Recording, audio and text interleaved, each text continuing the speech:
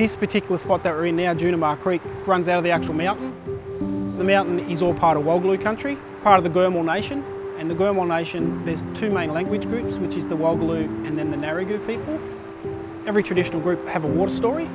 The story that we have, that's the moon sitting in the sky that's taken all the water from the landscape.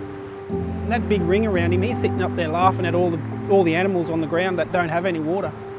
And it was a platypus, the Billadarung, that actually come to the rescue. He'd swum up in that dry creek bed off that mountain and up into the sky where the big moon was sitting with his big ring around him, snuck up on him while he was asleep. And then with his digging stick, the Billadarung, he's got that spike on his arm. Well, he snuck up and he busted the moon. And when he busted the moon, all the water fell back onto the landscape and created all these creeks and rivers. It's important to teach the next generation of people to be teachers just like us.